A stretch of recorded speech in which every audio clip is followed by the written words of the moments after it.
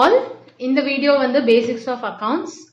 இந்த வீடியோவில் நம்ம வந்து அக்கவுண்ட்ஸ்னா என்ன, அக்கவுண்ட்ஸோட டெஃபினேஷன் அண்ட் அக்கவுண்ட்ஸில் என்னென்ன வேர்ட்ஸ் இருக்குது, அந்த வேர்ட்ஸோட மீனிங், என்னென்ன ஸ்டெப்ஸ் ஃபாலோ பண்ணலாம் அப்படின்னு ரொம்ப சிம்பிளாக இந்த வீடியோ பார்க்க போகிறோம். ஸோ ஃபர்ஸ்ட் எடுத்தோன்னே அக்கௌண்டிங் வேர்ட்ஸ், என்னென்ன வேர்ட்ஸ் எல்லாம் ரொம்ப காமனாக அக்கௌண்ட்ஸில் யூஸ் பண்ணுவோம் அப்படிங்கிறத பார்க்க போகிறோம். ஸோ இந்த வேர்ட்ஸில் ஃபர்ஸ்ட் வேர்ட் வந்து டிரான்சாக்ஷன். ஸோ டிரான்சாக்ஷன் அப்படின்னா ஆக்டிவிட்டி, பிஸ்னஸ் ஆக்டிவிட்டி, அதாவது கூட்ஸ் வாங்குறது விற்கிறது, அதே மாதிரி சர்வீஸ் ஆஃபர் பண்ணுறது. சர்வீஸ் ஆஃபர் பண்ணுறது means hotel industry, tourism industry, so அவங்கெல்லாம் கொடுக்குற அந்த சர்வீசஸ். ஸோ பிஸ்னஸ் ரிலேட்டடாக சொல்கிறோம். ஸோ அதெல்லாமே வந்து டிரான்சாக்ஷன்.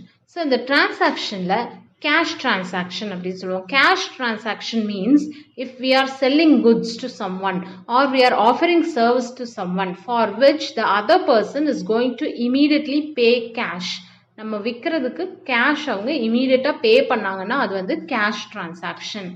அடுத்தது பார்த்தீங்கன்னா கிரெடிட் டிரான்சாக்ஷன். கிரெடிட் டிரான்சாக்ஷன்னா நான் இப்போ கூட்ஸ் வந்து சேல் பண்ணுறேன், அந்த சேல்ஸ்க்கு ஆஃப்டர் சம் டைம் மேபி ஒரு 2 monthsோ இல்லைன்னா 2 days கழிச்சிட்டோ அவங்க வந்துட்டு மணி ரிட்டர்ன் பண்ணுறாங்க அப்படின்னா, மணி பே பண்ணுறாங்க அப்படின்னா அது வந்து கிரெடிட் டிரான்சாக்ஷன்.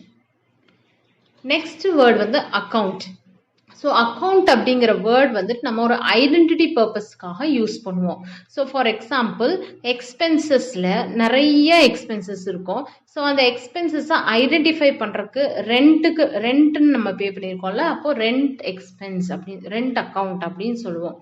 அப்புறம் வந்து சேலரி பே பண்ணுவாங்க ஒரு பிஸ்னஸ்ஸு, ஸோ அது வந்து சேலரி அக்கௌண்ட் அப்படின்னு சொல்லுவோம். So it is for the purpose of identifying any person or any account.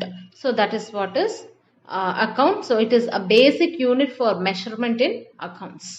Next is capital. So capital is the amount which the owner of the business invests. So ஒரு businessல owner பண்ற முதலீடு அதுதான் வந்து capital அப்படின்னு சொல்லுவோம். Next word பார்த்தீங்கன்னா drawings. Drawings அப்படின்னா அந்த ஓனர், அதாவது அந்த பிஸ்னஸோட ஓனர் வந்து அவங்களோட பர்சனல் யூஸ்க்காக வித்ட்ரா பண்ணுற அமௌண்ட், பிஸ்னஸ்லேருந்து வித்ட்ரா பண்ணுற அமௌண்ட் வந்து drawings. ஸோ இந்த drawings வந்து it can be in the form of cash, it can be in the form of goods or it can be in the form of any other asset. அவங்க கேஷாக withdraw பண்ணலாம், இல்லைன்னா ஏதாவது goods, அந்த பிஸ்னஸில் use பண்ணுற goods, அவங்க sale பண்ணுற கூட்ஸ் வித்ட்ரா பண்ணலாம், இல்லாட்டினா ஏதாவது அசெட், பிஸ்னஸோட அசெட், பிஸ்னஸோட காரோ இல்லைன்னா பிஸ்னஸோட கம்ப்யூட்டர், ஏதாவது ஒரு அசெட் அவங்க பர்சனல் யூஸ்க்காக எடுத்தாங்க அப்படின்னா அது வந்து drawings அப்படின்னு நம்ம சொல்லுவோம். ஸோ நெக்ஸ்ட் வேர்ட் பார்த்தீங்கன்னா வவுச்சர். வவுச்சர் அப்படிங்கிறது வந்து it is any printed or written document in support of business transaction, அதை தான் நம்ம வந்து வவுச்சர் அப்படின்னு சொல்லுவோம். ஸோ எக்ஸாம்பிள்ஸ் ஆஃப் வவுச்சர் பார்த்தீங்கன்னா cash receipt, invoice, memo, bank pay in slip, இந்த மாதிரி எக்ஸாம்பிள்ஸ் சொல்லலாம். நெக்ஸ்ட் வந்து இன்வாய்ஸ். இன்வாய்ஸ் அப்படிங்கிறது வந்து it will be prepared by seller of goods. இப்போ வந்து ஒரு பிஸ்னஸ் கன்சர்ன் இருக்கு, அவங்க கூட்ஸ் சேல் பண்ணுறாங்க அப்படின்னா சம் அமௌண்ட் ஆஃப் குட்ஸ், பென்சிலே மேனுஃபேக்சர் பண்ணுறாங்கன்னு வச்சுக்கோங்க, அந்த பென்சில் சேல் பண்ணுறாங்க, ஒரு ஹோல்சேலில் அவங்க சேல் பண்ணுறாங்கன்னா எவ்வளோ பாக்ஸஸ் ஆஃப் பென்சில், அந்த ஒரு பாக்ஸோட ப்ரைஸ் என்ன, அப்போ டோட்டல் அமௌண்ட் என்ன, இது எல்லாமே வந்து இன்வாய்ஸில் எழுதி கொடுப்பாங்க. அது வந்து ரிட்டனாகவும் இருக்கலாம், இல்லாட்டினா பிரிண்டட் டாக்குமெண்ட்டாகவும் இருக்கலாம். நெக்ஸ்ட் வந்து குட்ஸ்.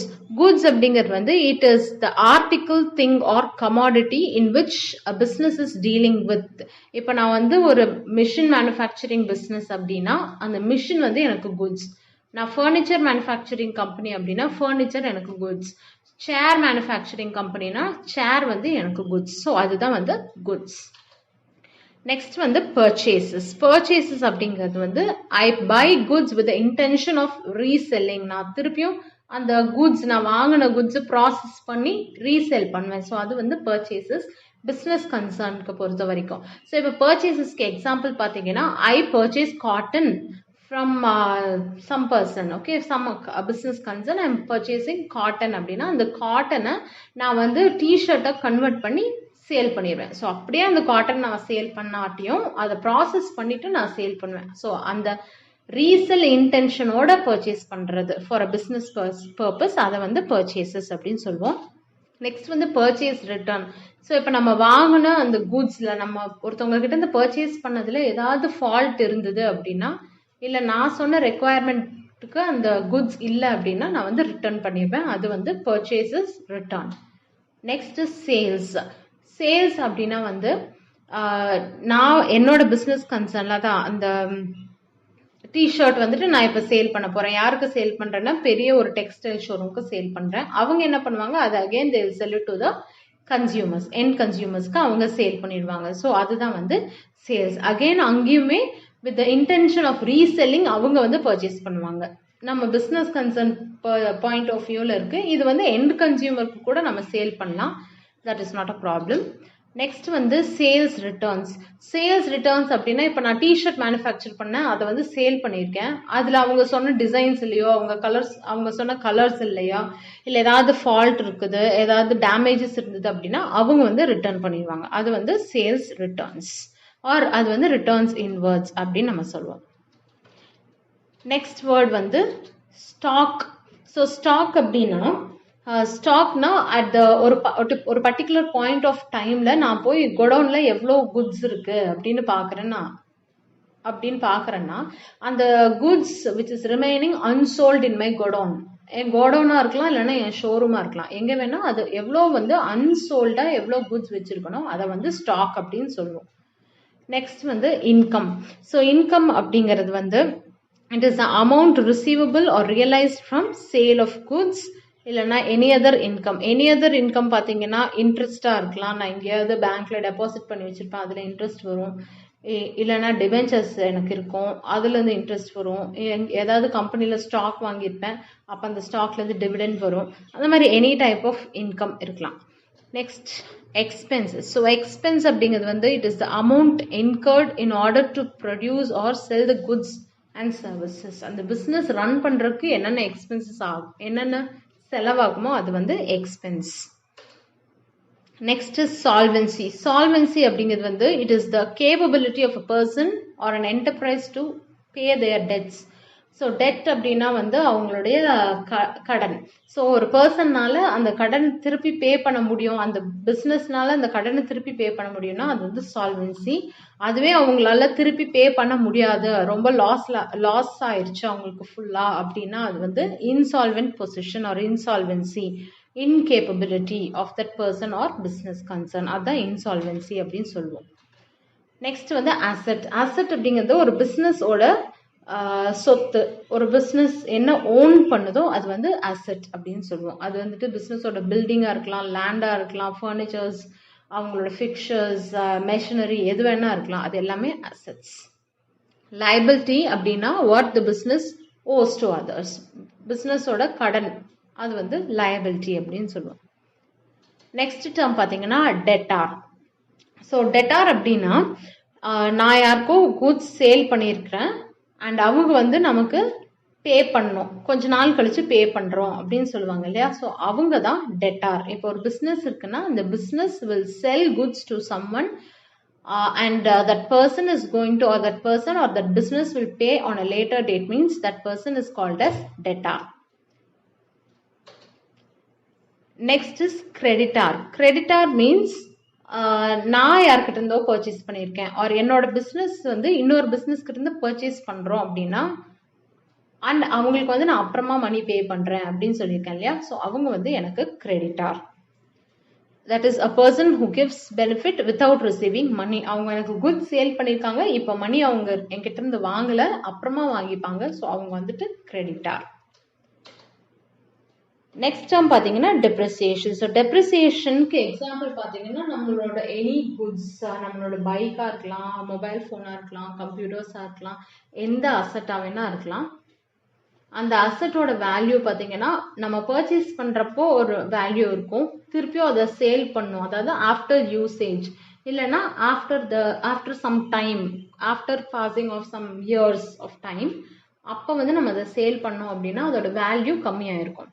ஸோ அதுதான் வந்து டெப்ரிசியேஷன் அப்படிங்கிறது. And last important term is bad debts.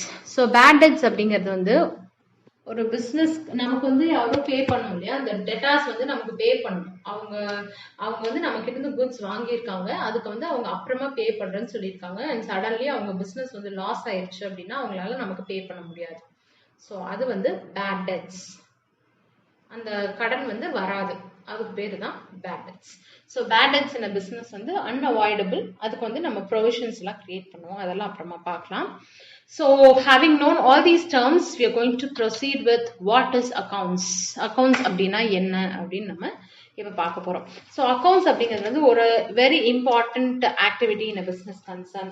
Means அது ஒரு vital business activity without which a business cannot run.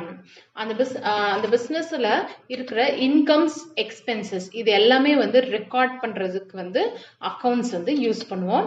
And அதை ரெக்கார்ட் பண்றப்போ நம்ம வந்து குளோபலி அக்செப்டட் நார்ம்ஸ் பேஸ் பண்ணி ரெக்கார்ட் பண்ணுவோம். இப்போ இந்தியன் அக்கௌண்டிங் ஸ்டாண்டர்ட் பேஸ் பண்ணி நம்ம வந்துட்டு அக்கௌண்ட்ஸ் வந்து ரெக்கார்ட் பண்ணுவோம். மீன்ஸ் இன்கம், எக்ஸ்பெண்டிச்சர், டிரான்சாக்ஷன்ஸ் எல்லாமே அப்படிதான் ரெக்கார்ட் பண்ணிட்டு இருக்கோம். அண்ட் இப்படி ரெக்கார்ட் பண்ணா அந்த பிசினஸ் கன்சர்னால என்ன வந்து அவங்களுக்கு யூஸ் அப்படின்னு பாத்தீங்கன்னா, it is possible for them to generate report on their financial position. அந்த பிசினஸ் கன்சர்னோட ஃபினான்ஷியல் பொசிஷனோட கிளியர் பிக்சர் வந்து அவங்களுக்கு கிடைக்கும். அந்த பர்பஸ்க்காக நம்ம அக்கௌண்ட்ஸ் வந்து யூஸ் பண்றோம். Next, we will see what are the steps we will follow while doing this accounting process. Accounting process பண்றப்ப என்னென்ன ஸ்டெப்ஸ் இருக்குன்னா, ஃபர்ஸ்ட் அக்கௌண்ட்ஸ் பண்ணோம் அப்படின்னா டிரான்சாக்ஷன் நடக்கணும். டிரான்சாக்ஷன் அப்படின்னா நம்ம ஃபர்ஸ்டே பார்த்தோம், it is selling of goods, buying of goods, or giving service, or having receive service from someone. So அந்த மாதிரி ஏதாவது ஒரு டிரான்சாக்ஷன் நடக்கணும். அந்த நடக்கிற டிரான்சாக்ஷனை நெக்ஸ்ட் வந்து ரெக்கார்ட் பண்ணும். ரெக்கார்ட் பண்றது பிசினஸ்ல ஜேர்னல் என்ட்ரிஸ் மூலமா ரெக்கார்ட் பண்ணுவோம். So after recording next you will classify it based on their nature. அந்த அக்கௌண்ட் நேச்சர் பேஸ் பண்ணி கிளாசிஃபை பண்ணுவோம். அதுக்கு வந்து நம்ம லெட்ஜர் யூஸ் பண்ணுவோம். லெட்ஜர்ல கிளாசிஃபை பண்ணுவோம். ஸோ ஆஃப்டர் தட் நம்ம வந்துட்டு அக்கௌண்ட் சம்மரி கிரியேட் பண்ணுவோம். ஸோ அக்கௌண்ட் சம்மரியில ஃபர்ஸ்ட் வர்றது வந்து ட்ரையல் பேலன்ஸ். ஸோ ட்ரையல் பேலன்ஸ்ல அந்த லெட்ஜர் அக்கௌண்ட்ஸ், இப்போ ரெண்ட் அக்கௌண்ட் அப்படின்னு ப்ரிப்பேர் பண்ணிருப்போம். லெட்ஜர்ல அந்த ரெண்டோட பேலன்ஸ் எவ்வளோ அப்படின்னு எழுதுவோம். நெக்ஸ்ட் வந்துட்டு ஒரு அசெட் அக்கௌண்ட் இருக்கும், அது பில்டிங் அக்கௌண்டா இருக்கலாம். டெப்ரிசியேஷன்லாம் போக பேலன்ஸ் எவ்வளோ அந்த பில்டிங்ல இருக்கு, பில்டிங் வேல்யூ இருக்கு. Sorry, building is not a good example. So you can have an example of machinery. So machinery இருக்கு, மெஷினரியோட வேல்யூ டெப்ரிஷியேட் ஆகும். ஸோ மெஷினரி வேல்யூ டெப்ரிஷியேஷன் போக by the end of the year what is the balance in machinery அப்படிங்கிறது அந்த trial balanceல we will show. So after posting the trial balance, next you will be preparing trading and profit and loss account. So trading, profit and loss accountல அந்த trial balanceல இருக்கிற அந்த balancing அந்த figures இருக்கு இல்லையா, அது எல்லாமே வந்து whether it is belonging to trading account or profit and loss account அப்படின்னு சொல்லிட்டு நம்ம first prepare பண்ணுவோம். இப்போ வந்துட்டு we are preparing only profit and loss account in the company's accounts. So that is for company accounts, and trading profit and loss account also we prepare. So after preparing trading profit and loss account, நமக்கு அந்த business ஓட profit or loss position வந்து we will know. So after knowing that, you will be preparing balance sheet to see what is the asset of the organization, what are all the liabilities of the organization. So thereby that organization's complete financial position will be known. And the organization ஓட financial position எப்படி இருக்கு அப்படின்ட்டு கம்ப்ளீட்டா தெரியும். So that is trading profit and loss account and balance sheet preparation வந்துட்டு financial statements அப்படின்னு சொல்லிட்டு சொல்லுவோம். ஸோ இந்த ஸ்டேட்மெண்ட்ஸ்ல இருந்து தான் we will do ratio analysis, we'll go for further analysis to find out the exact position, and we'll be able to provide management with necessary information to facilitate decision making. So adellame vandu with the help of the figures from these statements only we will take and we will prepare. So in the steps ella neenga follow pannanum while preparing account. So idella basic steps. So transaction, journal, ledger, adukapra trial balance prepare panni, trading profit and loss account prepare pannite finally balance sheet prepare பண்ணுவீங்க. So hope you all have understood the various terms we use in accounts, the meaning of accounting, and the various steps we follow in accounts. So do subscribe our channel, press the bell icon to receive notification, and like this video. Thank you all. We'll see in another video.